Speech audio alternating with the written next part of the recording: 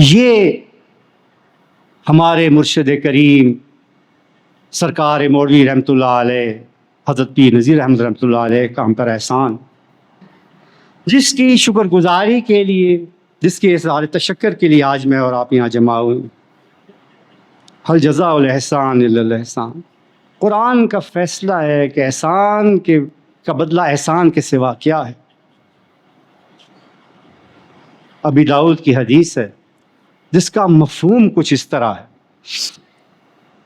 کہ میرے آقا کریم علیہ الصلوۃ والتسلیم نے فرمایا کہ اگر تم پر کوئی احسان کرے، کوئی تمہارے ساتھ اچھائی کرے تو اس کا بدلہ احسان اور اچھائی کے ساتھ دو، اور اگر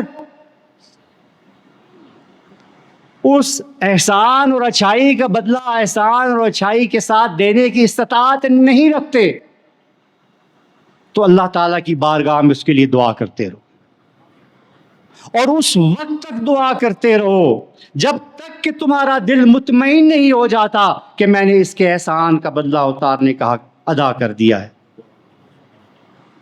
اس سے کیا واضح ہوا میرے بھائیوں، میرے بچوں، کہ اتنا عظیم احسان تھا ہمارے مرشد کا،